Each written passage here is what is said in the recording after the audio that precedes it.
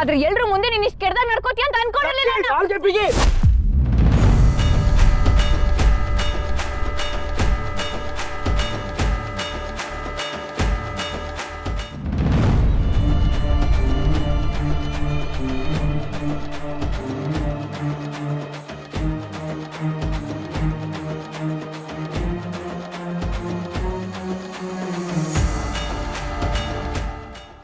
ನೀವೀಗ ನನ್ನ ತಂಗಿ ನನ್ನಿಷ್ಟ ಅಂತ ಡೈಲಾಗ್ ಹೊಡಿಬೋದು.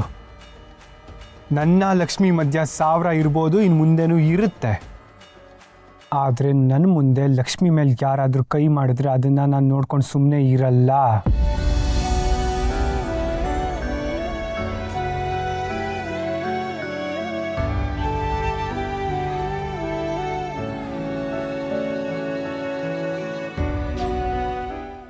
ಬಾ ಲಕ್ಷ್ಮಿ.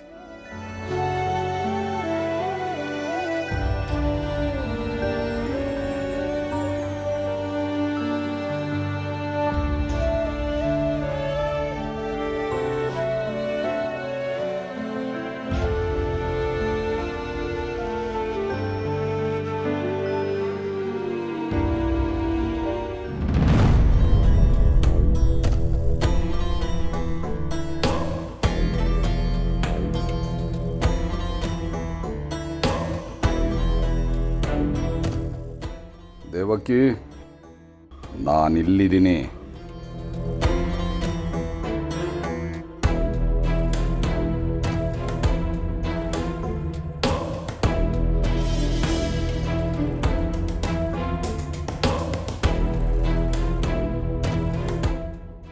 ನನ್ನ ಯಾವಾಗಲೂ ರಾಂಗ್ ಡೈರೆಕ್ಷನಲ್ಲೇ ಹುಡುಕ್ತಾ ಇದೆಯಾ ದೇವಕಿ? ಜೈ, ನಾನು ರಿಯಲ್ಲ ಸುಳ್ಳ ಅಂತ ತಲೆ ಕೆಡ್ತಾ ಇದೆಯಾ? ನಾನು ಇಲ್ಲೇ ಇದ್ದೀನಿ, ನೀನು ನನ್ನ ಜಾಗದಲ್ಲಿದೆಯಾ? ನೀನು ಸತ್ತೋಗಿದ್ದೀನಿ ಅನ್ಕೊಂಡ್ಯಾ? ಕಣ್ಣಿಗೆ ಕಾಣ್ದಲ್ಲೇ ಇರೋರೆಲ್ಲ ಸತ್ತೋಗಿದ್ದಾರೆ ಅನ್ನೋದಾದರೆ ಆ ದೇವ್ರೇನೆ ಸತ್ತೋಗಿದ್ದಾನೆ ಅಂತಲ್ವಾ? ಆದರೆ ನಮ್ಮಿಬ್ಬರ ವಿಷಯದಲ್ಲಿ ಆ ದೇವರು ನಿಜವಾಗ್ಲೂ ಸತ್ತಿದ್ದಾನೆ ದೇವಕಿ.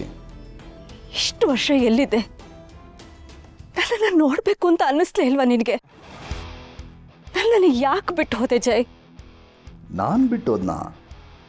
ನಿಮ್ಮಪ್ಪ ಹಾಗೆ ಹೇಳಿದಾರ ನಿನಗೆ? ಅಪ್ಪನ? ನಾವಿಬ್ಬರು ಬೇರೆ ಆಗೋದಕ್ಕೆ ಕಾರಣ ಇನ್ಯಾರು? The great Dharmaraj. ನಂಬಿಸಿ ಕತ್ತು ಕುಯ್ದ್ರಲ್ಲ. ನೀನಿಲ್ಲ ಅಂದರೆ ನಾನು ಸತ್ತು ಹೋಗ್ತೀನಿ ಅಂತ ಗೊತ್ತಿದ್ರು ನಮ್ಮಿಬ್ಬರನ್ನ ದೂರ ಮಾಡಿದ್ರು. ನೀನು ಯಾವತ್ತೂ ಅವ್ರನ್ನ ಪ್ರಶ್ನೆನೇ ಮಾಡಲಿಲ್ವಾ? 1 2 22 ವರ್ಷದಿಂದ ಪ್ರತಿ ದಿವಸ ಪ್ರಶ್ನೆ ಮಾಡಿದ್ದೀನಿ, ನೀನು ಸತ್ತು ಹೋಗಿದ್ಯಾ ಅಂತ ಅವ್ರು ಹೇಳಿದ್ರು. ನೀನು ನಂಬಿದ್ಯಾ? ನನಗೆ ಗೊತ್ತು ನೀನು ನಂಬಿರಲ್ಲ. ನಿನ್ನ ಹೃದಯದಲ್ಲಿ ನನಗೆ ಸಾವಿಲ್ಲ. ಆದರೆ ದೇವಕಿ, ನಿಮ್ಮ ಅಪ್ಪನಿಂದನೇ ಇಷ್ಟೆಲ್ಲ ಆಗಿದ್ದು.